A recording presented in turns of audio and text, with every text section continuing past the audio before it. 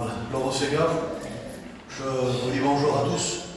Que la paix de Dieu soit sur chacun d'entre nous ce soir. Nous sommes des privilégiés ce soir d'être au contact de la parole du Seigneur. Amen. Je remercie bien vos serviteurs qui m'ont laissé l'opportunité de pouvoir annoncer le conseil du Seigneur, mais je crois que derrière l'invitation des frères, il y a la volonté de Dieu. Amen. Amen, car tout est dirigé du Seigneur. Nous on prêche, et puis on ne connaît pas l'Église, et c'est bien qu'on ne connaît pas l'Église. Nous sommes dans la liberté de prêcher ce que Dieu met dans notre corps, mais Dieu fait ce qu'il veut. Je ne suis pas venu ici pour bien prêcher, je suis venu ici pour prêcher juste. Amen. Et que Dieu nous accorde sa grâce ce soir, d'écouter non pas une belle élocution, non pas un beau discours persuasif, mais que Dieu accomplisse sa volonté parmi nous ce soir. C'est lui le patron, il fait ce qu'il veut. Amen. Que Dieu soit glorifié. Je voudrais simplement commencer cette réunion par cette réflexion qui m'est venue lorsque j'étais assis sur ma chaise. Imaginez que vous ayez perdu une pièce de 20 centimes dans votre terrain et que ça fait 5 minutes que vous cherchez et vous n'avez toujours pas trouvé. Est-ce que vous allez continuer à chercher ou pas? Je crois qu'à l'unanimité, on dirait que non, vous ne chercherez pas la pièce. On arrêterait de chercher parce que c'est une pièce de peu de valeur. Mais s'il y a caché dans notre jardin, dans notre terrain, un coffre-fort de plusieurs fortunes inestimables et que ça fait 5 minutes que l'on cherche et que l'on n'a pas trouvé, est-ce qu'on va continuer à chercher? Je crois qu'à l'unanimité, on pourrait dire que oui. Donc, j'étais assis sur ma chaise et je réflexionnais cette pensée que je me suis déjà fait. C'est-à-dire que notre recherche dépend de ce que l'on estime. Et je te pose une question ce soir, comment tu recherches la réunion? Parce que de la manière dont tu recherches, ça me montre comment tu estimes la réunion. Quelle valeur pour toi a la réunion? Parce que la réunion a une valeur. Amen. Elle n'a pas la valeur de l'or ou de l'argent, dira l'apôtre Pierre, mais la valeur du sang de son Fils, qui ce soir doit être valorisé, puisque nous sommes là par effet de sa grâce. Amen. Écoutez, ce n'est pas par nos mérites que nous sommes là, parce que rien ne vient de nous, et tout ce que nous donnons à Dieu, c'est ce qu'il nous a déjà donné. Je me souviens de Jacob, qui a donné à son père Isaac 2 chevreaux dans la maison de son père. Ce qu'il donne à son père, c'est ce qui appartient déjà à son père. La foi ne vient pas de nous, la foi vient de ce que l'on entend, et ce que l'on entend est la parole de Dieu. Romains 17. La repentance ne vient pas de nous, la repentance est un don de Dieu, va dire Paul à Timothée. La conversion et la grâce ne viennent pas de nous. Éphésiens 2:8, il dit que c'est par grâce que nous sommes sauvés, par le moyen de la foi, et cela ne vient pas de nous, c'est le don gratuit de Dieu. La sanctification ne vient pas de nous. 1 Thessaloniciens 5:23, il dira sanctifie toi-même, tout entier, esprit avec corps. Écoutez, absolument rien ne vient de nous. Même aimer Dieu ne vient pas de nous. On aime Dieu parce qu'il a produit en nous, par le Saint-Esprit, l'amour pour l'aimer. Galates 5:22. Il a déposé en nous quelque chose. Prier. Si on prie, c'est parce qu'il nous permet de prier. Si on prêche, c'est parce qu'il nous permet de prêcher. Comment voulez-vous qu'on soit orgueilleux de quelque chose qui ne nous appartient pas? Nous lui donnons ce qu'il nous a déjà donné. Amen. Ce soir, j'aimerais te dire, tu es là. C'est un grand privilège. Laisse-toi ce soir attirer par des cordages d'amour. Laisse-toi ce soir attirer par une corde qui voudrait être lancée et qui voudrait te sortir de ton gouffre, qui voudrait te sortir de ton péché, te sortir de ta position dans laquelle tu es. Oui, il y a une corde qui s'appelle l'Évangile ce soir, de même qu'elle a été envoyée pour Joseph pour le sortir du puits. Je prie ce soir que l'Évangile soit annoncé comme une corde qui peut te sortir de l'endroit où tu es. Ah, je prie que tu ne restes pas. Ça ne soit pas une réunion de plus, une réunion pour faire joli, une réunion pour rassurer notre conscience, mais que dans cette réunion, on puisse mettre les frères, les sœurs, qu'on puisse mettre notre cœur. Et qu'on puisse dire, Seigneur, vous savez que c'est peut-être, on ne sait pas l'heure, le jour. Je voudrais faire cette réunion comme si c'était la dernière réunion.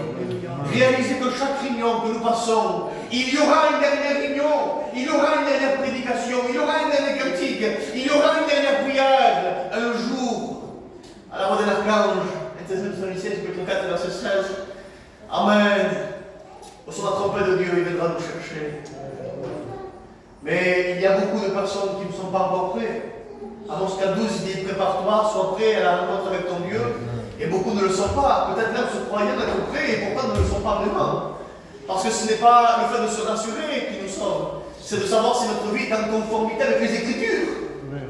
Alors dans cette soirée, je voudrais que l'on puisse se regarder face au miroir de la parole, sans oublier notre visage, et que l'on puisse être impacté, touché, transpercé, sur l'acte 2, leur cœur fut vivant transpercé. Soyons transpercés ce soir par la parole du Seigneur. La parole de Dieu. Nous voulons écouter la parole de Dieu. Rien de ce qui a été fait n'a été fait sans elle. Tout ce qui a été fait par elle, avec elle, pour elle. Sans elle, on ne peut pas. La parole voudrait te libérer ce soir. Jean 8 va dire, verset 38, si le Christ t'a franchi, tu seras réellement libre. Réellement, parce qu'on peut être faussement libre. Un jour, Dieu m'a accordé une vision. Je ne suis pas un visionnaire, je ne vois pas des visions, et je rêve encore moins, je rêve jamais. Mais un jour, Dieu m'a accordé une vision dans sa grâce, et j'ai vu un homme en prison, dont les 4 murs étaient décorés en peinture comme étant des fleurs, de l'herbe, des beaux arbres, un nuage, un ciel bleu, un soleil. Et la personne se croyait être dehors alors qu'elle était dedans. On peut, vous savez, le diable est un illusionniste. Il peut peindre notre conscience de nos murs pour nous faire croire qu'on est dehors alors qu'on est à l'intérieur. Je vous rappelle dans Luc 15 que la drachme perdue était à l'intérieur. Nous voulons libérer ceux qui sont dans nos assemblées et qui sont encore captifs. Amen. Nous voulons que dans cette soirée, ils puissent venir à la véritable connaissance de la vérité. Car seule la vérité peut nous affranchir. Écoutez, on aime bien les messages. Vous savez qu'il y a 4 types de messages, 4 sortes de lire la Bible. En hébreu, il y a le pshat, le remez, le drash, le sod. Ça veut dire la façon littérale, la façon spirituelle, la façon historique et la façon prophétique. Et on aime bien les messages spiritualisés, mais je me rends compte qu'on aime de moins en moins des messages qui nous amènent à la réflexion. Des messages qui nous amènent à une position de constat contre notre vie. On a besoin de messages qui nous amènent à un changement, parce qu'être béni, c'est pas seulement que pleurer, que parler la langue, être béni, c'est changer. Et si on vient à nos réunions et qu'on ne change pas, on n'est pas béni. Je voudrais tellement ce soir que ton cœur soit impacté par la parole de Dieu. Écoutez, entre Genèse 14 et Genèse 18, il y a un homme qu'on appelle Abraham avec son enveloppe. Et il prend 318 soldats à lui, Abraham, et il part délivrer Lot de Sodome et Gomorrhe. Quand il arrive là-bas, il le délivre avec ses capacités, avec ses muscles, avec ses épées. Mais quelques chapitres après, on retrouve encore Lot à Sodome et Gomorrhe. Parce que si le cœur n'a pas changé, tôt ou tard, il retournera là-bas. Des fois, on voudrait, par nos capacités, sortir nos familles de la prison du péché. Mais si leur cœur n'a pas changé, tôt ou tard, ils retourneront dans le monde. Nous ne voulons pas faire ici des personnes qui viennent pour remplir une église. Nous voulons que leur cœur se convertisse à Christ. Amen. Amen. Écoutez, dans cette soirée, il y a beaucoup de fois des personnes parmi nous, selon ce que j'ai sur mon corps, qui sont paralysées. Vous savez qu'est-ce que c'est une paralysie? Une paralysie, c'est une personne qui a des désirs moraux, mais qui n'arrive pas à accomplir dans son corps les désirs qu'elle souhaite. Ça veut dire qu'elle le veut avec son cerveau, mais avec son corps, elle ne peut pas. Et dans Marc chapitre 2, dans Jean chapitre 5, on voit des paralytiques, un dont 4 hommes vont le porter, et un autre qui est à la piscine de Bethesda, et on voit qu'il voudrait, mais il ne peut pas. Et beaucoup de monde, quelquefois, ont des désirs, mais n'arrivent pas à accomplir le désir qu'ils souhaitent. Ils ont le vouloir, mais ils n'ont pas le faire. Ils ont des bons désirs, ils viennent à la réunion, ils chantent des cantiques, ils prient, mais ils souhaitent le faire pour être. Tandis que le véritable évangile nous amène à être pour faire. Vous imaginez si je voudrais maintenant être comme un poisson, et que je prends ma respiration, et je mets sous l'eau. Je ne vais pas tenir longtemps, mais quelques secondes, quelques minutes. Mais tôt ou tard, il faudra que je ressors la tête de l'eau, parce que ma nature n'est pas d'être un poisson. J'ai beau venir à la réunion et prendre des respirations de réunion. Quelle bonne réunion qu'on a eue, les frères! Quelle bonne réunion qu'on a eue! Mais après, si ta nature n'a pas changé, ta vie dehors, face au péché, c'est toujours pareil, tu ressouffles. Il serait temps ce soir que tu arrêtes de connaître en théorie. Il faudrait ce soir que tu vives la pratique de Dieu. Amen. Écoute, on en a marre avec notre frère. Les frères anciens ont déjà dit avant moi cette parole. Ça m'a touché, je voudrais le redire ce soir, c'est pas grave de répéter. Vous savez, lorsqu'un ballon, on souffle à l'intérieur, selon le souffle qui est à l'intérieur, le ballon tombe ou le ballon monte. C'est de l'hélium, il va monter. Si c'est un souffle humain, il va descendre. Le problème, c'est pas le ballon, le problème, c'est ce qu'il y a à l'intérieur. Parce que selon ce qu'il y a à l'intérieur, il y a des personnes qui faut toujours les relever. En tant que ballon, il redescend. En tant que ballon, il redescend. En réalité, c'est parce que la nature n'a pas changé. Il faut que ta nature change. Quand ta nature change, tu montes vers le haut. Tu es attiré à monter vers le ciel. Tu es attiré par les choses d'en haut. Ta nature a changé. Écoutez, je voudrais ce soir t'amener à une réunion que beaucoup de monde veut aller. Une réunion qui attire le regard. Parce qu'il faut faire la différence entre ce que l'on aime, ce que l'on veut et ce qu'on a besoin. Des fois, on aime des choses et on veut des choses qu'on n'a pas forcément besoin. Et on oublie ce qu'on a besoin, ainsi on se retrouve avec rien. Alors, je m'explique doucement. Des fois, on veut ça, mais Dieu ne te donne pas ça. Dieu te donne autre chose. Lui peut te donner ça. Et toi, tu pries, Seigneur, je veux ça, je veux ça, je veux ça. Et tu dis, non, moi, je te dis, ce que tu as besoin, c'est ça. Alors, qu'est-ce qui se passe? Tu n'as ni ça, ni ça. Pourquoi? Parce que ça, il ne va pas te donner. Pas encore, peut-être plus tard. Mais toi, tu ne pries pas pour ça. Et tu ne veux pas ça, toi. Donc, finalement, tu te retrouves avec rien. Ce n'est pas ta volonté que Dieu bénit. Dieu ne bénit pas tes projets, il bénit ses projets pour toi. Amen. Et il faut accepter la volonté de Dieu. Il faut arrêter de combattre contre Dieu. Frères et sœurs, Jean-Baptiste, Jésus lui parle et il dit: laisse faire maintenant, car il est bon que nous accomplissions. Et lui dit: Jean s'opposait à Jésus. Il ne s'oppose pas au diable là. Il ne s'oppose pas à des raisonnements charnels. Il s'oppose à Jésus. On peut s'opposer à Jésus par notre intelligence, par le raisonnement. Vous savez qu'est-ce que ça veut dire le mot logique en grec? Il vient du mot logikos, qui veut dire logos. Logos, c'est la parole. Parce que pour Dieu, la seule logique et l'unique logique, c'est la parole de Dieu. Toute logique qui va en dehors des Écritures est une logique corrompue par le péché. Donc si ta logique ne s'aligne pas à la logique de Dieu, ainsi tu ne peux pas recevoir. J'aimerais t'amener à une réunion que tu as besoin. C'est peut-être pas la réunion que tu aurais voulu ce soir, mais je voudrais t'amener là-bas. Avant ça, je voudrais te montrer les réunions que beaucoup aiment. Il y a une réunion dans la Bible qui a marqué les esprits, qui a marqué même la réflexion de Pierre. Ça est survenu 30 ans après. Dans 2 Pierre, chapitre 1, versets 16 à 18, il en parle. Il dit: cette voix, ne l'avons-nous pas entendue lorsque nous étions avec lui sur cette haute montagne, cette sainte montagne? Une réunion qui se trouve dans Matthieu 17, dans Luc 9, dans Marc 9. Une réunion qui se passe à la haute montagne de la transfiguration. Une réunion, eh bien, où Jésus-Christ va être transfiguré. Une réunion, eh bien, où il y aura 7 miracles. Le visage de Jésus est resplendissant comme la lumière. Ses vêtements sont blancs, plus blancs que la neige blanche. Moïse et Élie apparaissent. La lumière est là, la lumière est couvrie et Dieu parle. En disant: celui-ci, mon fils bien-aimé, en qui j'ai mis toute mon approbation, écoutez-le. Une réunion extraordinaire où Jésus-Christ fait office de pierre angulaire entre l'Ancien Testament, Moïse et Élie, et le Nouveau Testament, Pierre, Jacques et Jean. Une réunion extraordinaire où Moïse est le symbole de la loi et Élie symbole des prophéties et des miracles.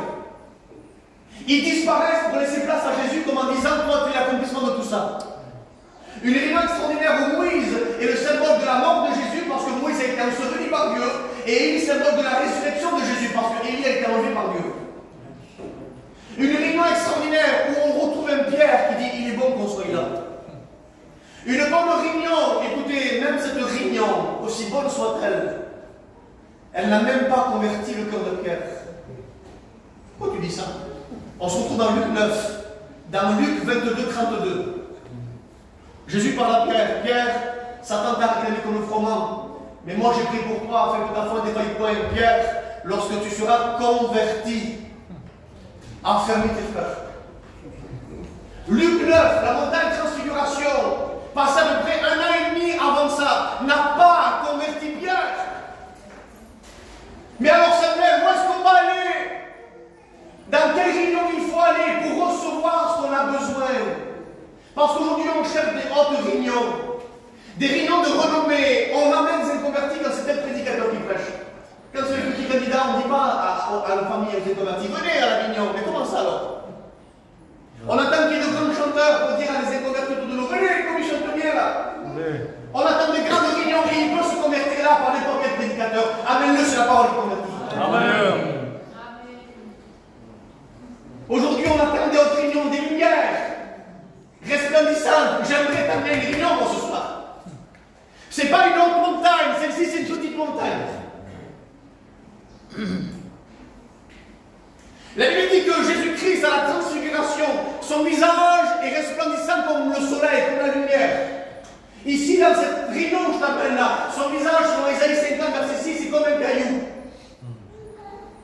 Là, il est glorifié dans la montagne de transfiguration. Maintenant, arrivé à Golgotha, il est humilié. Ésaïe 53, il est humilié.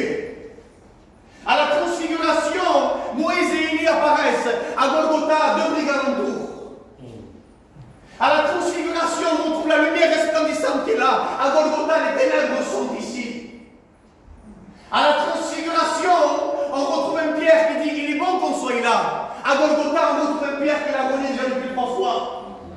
À la transfiguration, ses vêtements sont magnifiques, ils sont blancs. À Golgotha, ses vêtements ont été déchirés et partagés. J'aimerais ce soir t'amener au lieu du crâne. Peut-être une réunion où tu ne veux pas aller, ou peut-être une réunion où tu as déjà été. Mais comme visiteur, je voudrais véritablement ce soir t'amener pour que tu puisses voir non pas ce que tu veux là-bas, mais ce que tu as besoin. Parce que lorsqu'on va à Golgotha, selon nos besoins, le malade est guéri. Amen. Le rétrograde revient. L'inconverti se convertit. C'est à la croix que Satan a été écrasé. Genèse 15. Colossiens 2, verset 14-15. C'est à la croix que les démons ont été dépouillés. C'est à la croix que l'Église tire sa force. C'est à la croix où les malades sont guéris. Psaume 103. C'est à la croix. Où voulez-vous qu'on aille? Dans quelle réunion voulez-vous qu'on aille? On ne peut aller qu'à la croix ce soir, que là où véritablement tout peut se passer, mais ne sont pas les habitudes de la croix. Vous savez que le plus grand miracle n'est pas de monter sur la croix. Le plus grand miracle est d'y rester alors qu'on a l'opportunité de descendre. Si tu es le Fils de Dieu, descends de la croix. Mais non. Vous savez qu'est-ce qu'on dit à des filles quand elles font les boucles d'oreilles, une petite fille, la jeune fille? On dit lève pas la boucle d'oreille, sinon le trou va se fermer. Le plus grand miracle n'est pas de faire le trou, c'est de laisser la boucle d'oreille alors que le trou y est. Ça veut dire quoi? Ça veut dire que le plus grand miracle est de rester sur la croix jusqu'à la fin. Alors que des fois le péché te dit descendre. Alors que des fois la fréquentation te dit descendre. Tu restes là.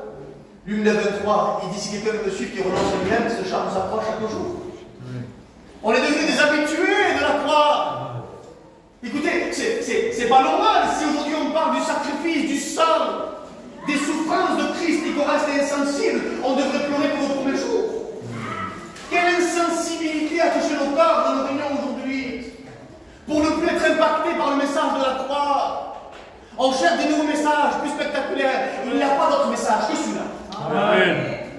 Je ne veux savoir rien d'autre parmi nous que Jésus-Christ crucifié, ressuscité pour nous justifier.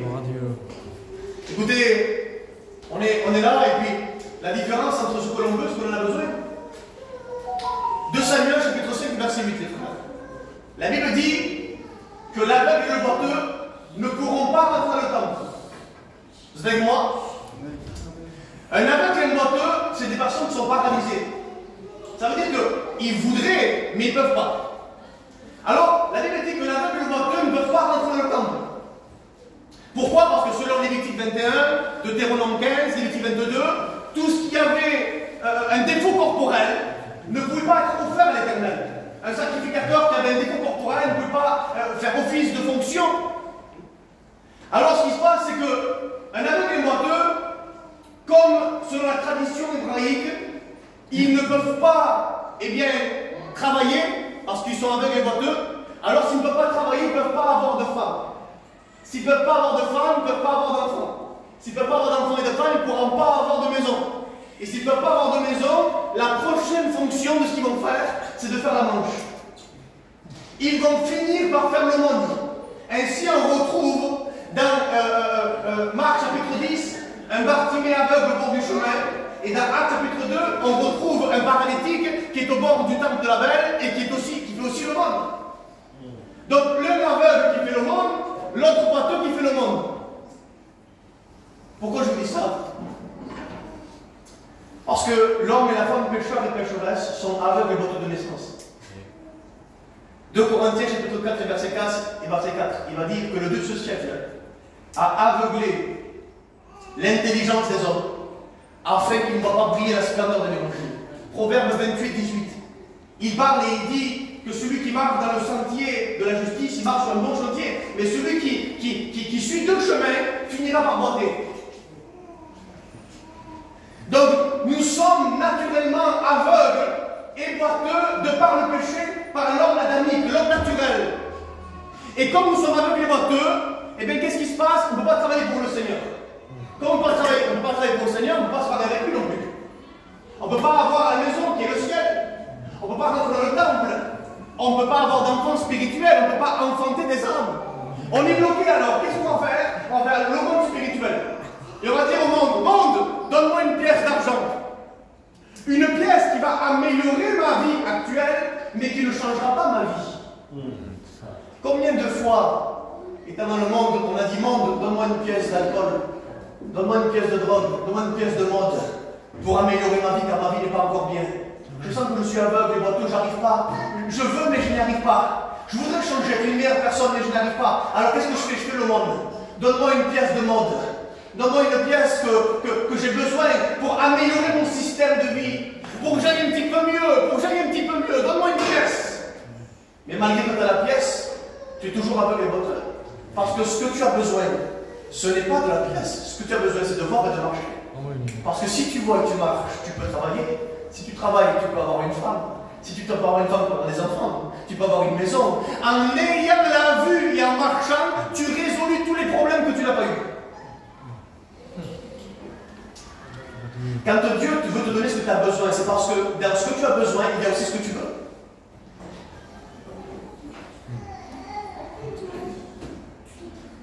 Vous êtes avec moi? Oui. Aveugle et boiteux de naissance. L'homme et la femme pécheresse sont aveugles et boiteux de naissance. Ainsi, ils font le monde au monde, mais quand ils viennent à l'église, ils croient que l'église c'est comme le monde. Seigneur, donne-moi une pièce de guérison, pas converti encore. Donne-moi une pièce de restauration familiale, mais c'est parce que son mari lui fuit la misère. Donne-moi une pièce qui améliore mon système. Donne-moi une pièce qui va un petit peu me mettre mieux sur la terre pour mieux vivre. On demande et on vient à la réunion pour demander ce que l'on veut, plus pour demander ce que l'on a besoin. Tu veux te convertir, c'est comme une réunion que tu fais. Tu sais pourquoi? Parce que toutes les réunions que tu fais, tu demandes toujours pour ce que tu veux toi. Tu as dit ce que Dieu veut pour toi? Mais ça veut dire qu'est-ce que Dieu veut alors pour moi? Jean chapitre 16 et verset 8. Et je suis heureux parce qu'un jour Jésus a dit à un homme dans Matthieu 8, il a dit je le veux, sois pur. Je suis heureux de ce que Dieu veut ce soir. Les frères, je ne sais pas. 1 Timothée 2,4 il dit car Dieu veut, amen, que tous les hommes soient sauvés et parviennent à la connaissance de la vérité. Dieu le veut. Elle dit, il toucha. Jésus le toucha et aussitôt la lèpre le quitta. Le texte littéral, il dira, aussitôt la lèpre divorça de lui. Parce que le péché et l'homme sont mariés jusqu'à ce que la repentance proclame le divorce au travers du sang de Christ. La véritable délivrance, ce n'est pas lorsque le lépreux essaie de se retirer sa lèpre par ses capacités. La véritable délivrance, c'est lorsque la lèpre quitte le lépreux parce que Jésus l'a touché. Ce que tu as besoin, c'est d'un toucher de Dieu.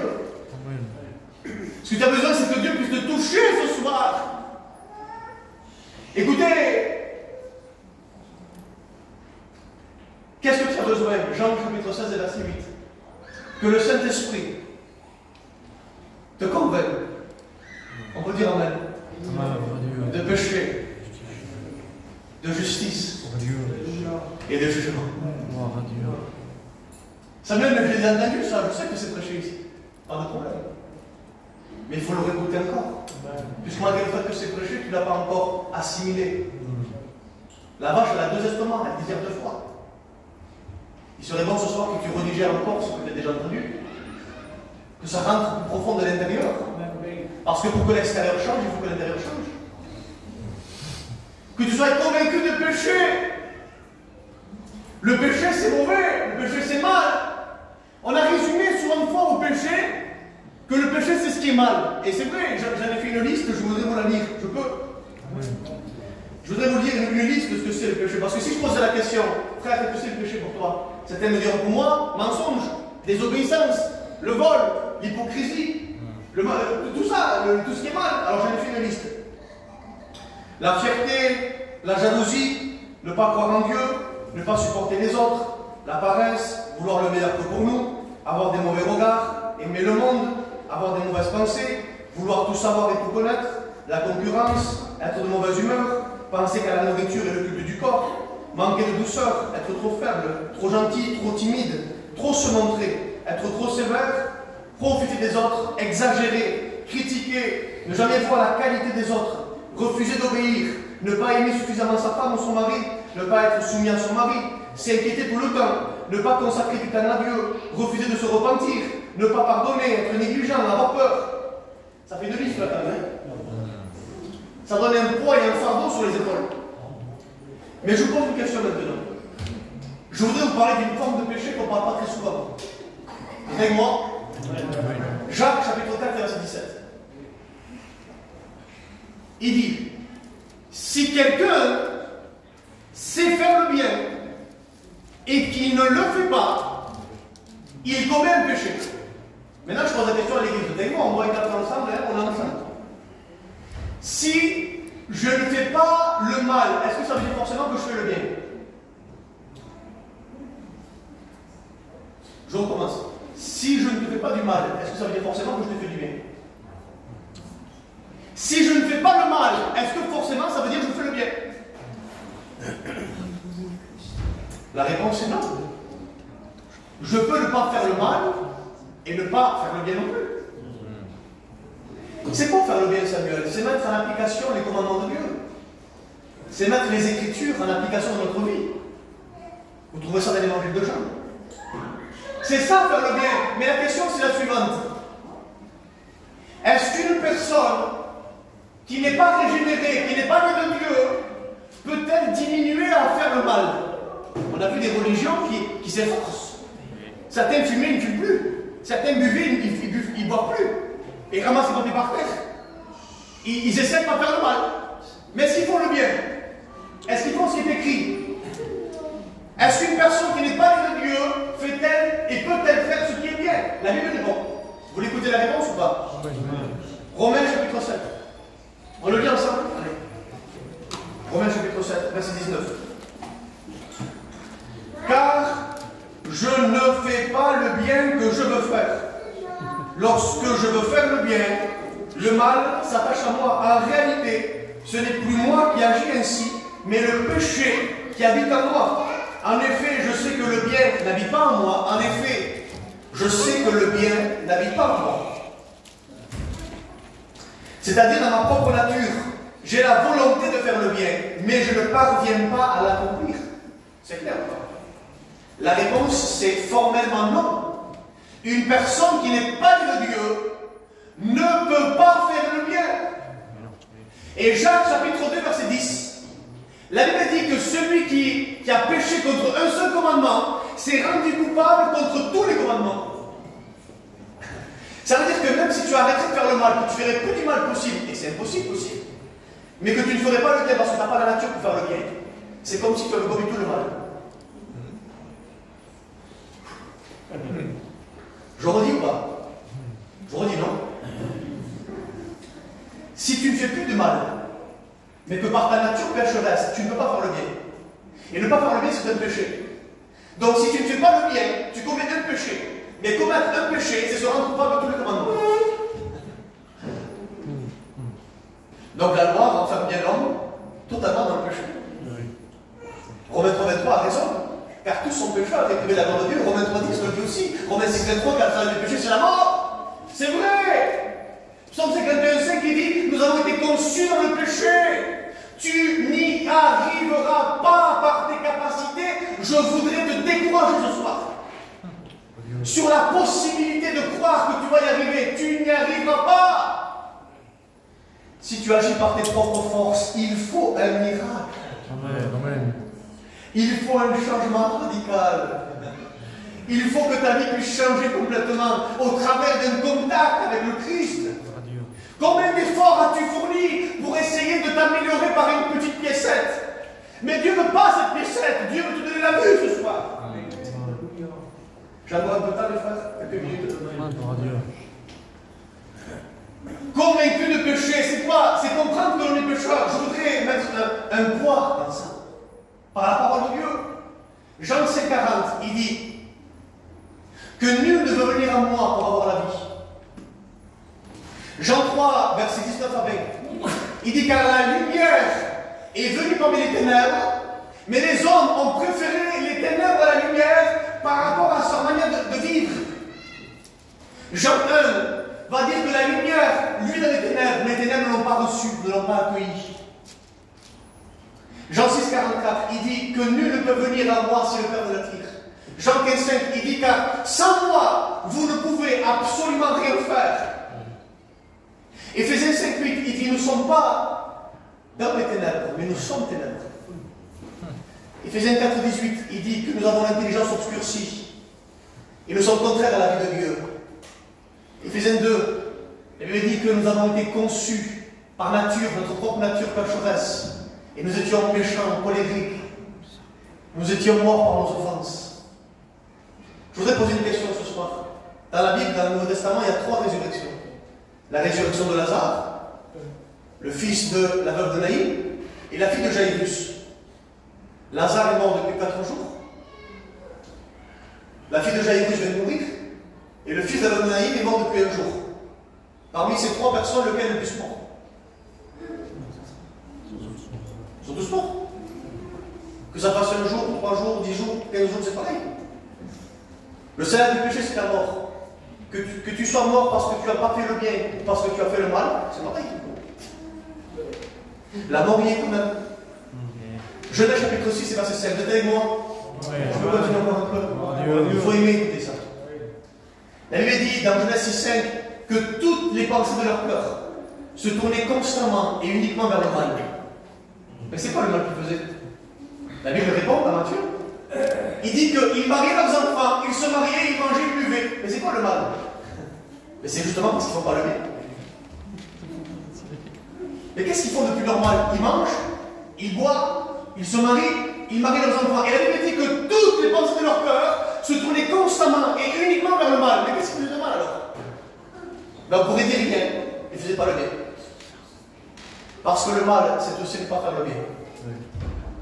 Elle lui dit dans Michée 7,4 que le meilleur homme, son cœur est semblable à un buisson d'épines. Jérémie 17, verset 9. La Bible dit que le cœur de l'homme est tortueux, méchant par-dessus tout, il est incurable. Je voudrais véritablement ce soir que tu puisses comprendre qu'on ne pourra pas y arriver. Mais maintenant, il y a une deuxième solution. Vous voulez l'écouter? Amen. Il veut te convaincre de péché, mais il veut aussi te convaincre de jugement. Vous savez qu'est-ce que c'est le jugement? Le jugement, c'est le sacrifice de Jésus à la croix, parce que Dieu voulait juger le monde. Mais Jésus-Christ a été notre paratonnerre. Il a pris notre jugement à notre place. Il nous a substitués. Il a pris notre place. Le châtiment qui nous donne la paix est tombé sur lui. Isaïe 53. Et c'est par ces meurtrissures que nous sommes guéris, frères et sœurs. Là où Dieu ce soir vous est attiré et te montrer, c'est que non seulement il voudrait te convaincre que tu es pécheur, mais il voudrait aussi te convaincre qu'il y a une solution à ton péché. Et ce n'est pas le fruit de tes efforts, c'est d'accepter de venir à la croix et demander ce que tu as besoin. Seigneur, brise-moi. Seigneur, casse-moi. C'est quand tu dis, Seigneur, je ne peux plus. Seigneur, je ne sais plus. Seigneur, je ne connais plus. C'est quand tu acceptes qu'il n'y a plus rien que là Dieu peut faire. Parce que Dieu crée quand tout est au bout. Dieu ne crée pas quand il y a quelque chose. Dieu crée quand il n'y a rien. Et quand tu dis, Seigneur, il n'y a rien, j'y arrive pas, c'est là que Dieu crée. Tant que tu dis, Seigneur, je vais y arriver, je m'efforce à venir à la réunion, tu n'y arriveras pas. Dans une voiture, il n'y a qu'un seul conducteur, il n'y en a pas deux. Arrête de m'écouter, volant Jésus. Laisse-le le volant de ta vie. Dans le bateau de Noé, dans Genèse 6, il n'y a pas de gouvernail parce que c'est seulement Dieu qui conduit. J'aimerais t'expliquer ce soir. Tu laisses pas assez de place à Jésus pour diriger ta vie.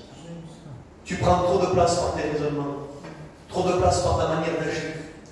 Tu voudrais faire par tes propres forces, tu voudrais que ton beau-fils se convertisse par tes capacités, par tes réflexions, tu voudrais que tes enfants sortent de la drogue, sortent du monde et du péché par des raisonnements humains. Et il n'y a que la grâce qui nous amène à la réflexion spirituelle. Je voudrais ce soir que tu puisses comprendre que Dieu m'a mis un message dans mon cœur. Le message c'est le suivant. Tu es en train de te fatiguer. Il y a des membres dans l'église qui sont fatigués. Parce qu'ils pédalent dans l'air. Ils se battent contre l'air. Il y a de la fatigue inutile. Je voudrais parler ce soir à l'église. Il y a de la fatigue inutile. Tu te fatigues pour rien. Tu fais des choses qui sont vaines. Écoute, il faut que tu fasses exactement, avec exactitude, ce que Dieu veut pour toi. Le problème, c'est qu'aujourd'hui, dans notre système évangélique, vous savez comment ça se passe? C'est Seigneur, je fais, et s'il y a un problème, tu m'arrêteras sur la route. Mais c'est pas ça. Je fais, s'il y a un problème, et si tu ne veux pas ta volonté, tu m'arrêtes sur la route. C'est pas ça. C'est Seigneur, je regarde la route. Tant que tu ne me dis pas d'aller, je ne vais pas. Si tu me dis rien, je reste là. Je ne bouge pas tant que tu me dis rien. Le problème, c'est qu'on fait et qu'on voudrait accompagner Dieu dans notre changement. Mais ça ne va pas comme ça, frères et sœurs. Il faut comprendre cette soirée qu'il faut que tu arrêtes de bouger, que tu te reposes en Jésus-Christ et que tu dis, Seigneur, qu'est-ce que je dois faire? Vous savez qu'il est possible de jeûner et que Dieu, à ce moment-là, ne veut pas que tu jeûnes. Mais il faut jeûner. Je ne dis pas des choses que je n'ai pas dit. Il faut prier, il faut jeûner, il faut lire. Mais des fois, il y a des réactions spontanées de la chair qui partent d'une volonté juste pour attirer un peu le regard de Dieu, pour l'aider à nous bénir. Écoutez, on entend souvent une phrase qui dit il faut payer le prix. Ben, le prix de la consécration, il n'y a aucun prix à payer. Parce que si on dit qu'il y a un prix à payer, ça veut dire qu'il y a un vendeur et un acheteur. Et Dieu est trop riche pour nous vendre, on est trop pauvre pour acheter. On se consacre, on prie, on jeûne pour être apte à recevoir gratuitement ce qu'il nous a donné sans rien nous avoir vendu. On peut dire amen à ça.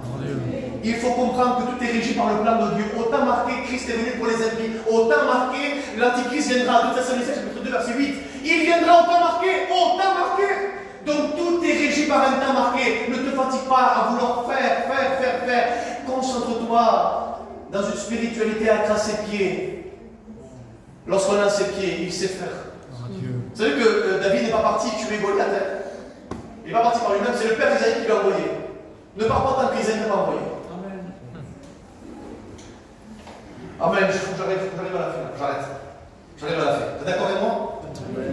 Il nous convaincra de péché, mais aussi de justice. Et je voudrais ce soir t'apporter la solution. Christ voudrait t'attirer à la croix. Jean 6, 44, il dit nul ne peut venir à moi si le Père ne l'attire. Mais Seigneur, comment tu vas l'attirer? Le prophète Osée au chapitre 11, verset 4, va répondre. Il va dire je les tirerai par des cordages d'amour. L'amour de Dieu, Jésus t'aime. Il y en a marre que tu souffres dans ta position. Il y en a marre que tu puisses bien être dans une position où tu fais par des efforts et tu n'arrives pas. Aucun changement. Promesse après promesse. Ma femme, j'arrêterai d'aller au bar. Ma femme, j'arrêterai de mentir. J'arrêterai d'avoir ce vocabulaire, de te frapper lorsque personne ne voit, de te parler mal quand personne ne voit. Mon homme, j'arrêterai. Mes enfants, j'arrêterai de vous crier pour rien. D'être une femme colérique, une mère colérique. J'arrêterai d'être comme ça. Promesse après promesse, la vie ne change pas. Il serait temps ce soir que ta vie puisse changer. Changer véritablement, d'être secoué.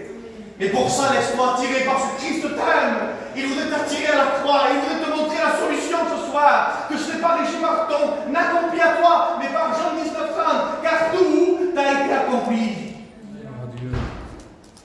Maintenant que tu as compris qu'il y a le péché et la justice, il y a aussi un jugement. Parce que si tu es conscient que tu es pécheur, et que tu refuses la solution qui est le sang de Christ, par le moyen de la repentance, il y a une troisième chose qui s'appelle le jugement. Et le jugement, ça se trouve dans Ecclésiaste, chapitre 12, verset 14. Et la Bible dit, etc., il dira Dieu attirera par force. Dieu aimantera. Dieu amènera toute œuvre en jugement, qu'elle soit bonne ou mauvaise. Ça veut dire que si tu es conscient que tu es pécheur, mais que tu refuses la croix, il y a un grand trône blanc qui attend l'homme. Un jugement dernier dans lequel l'homme est jeté pour l'éternité loin de Dieu. Je voudrais t'encourager ce soir à ne pas aller jusqu'au jugement, mais à accepter la justice de Dieu, manifestant son Fils à la croix.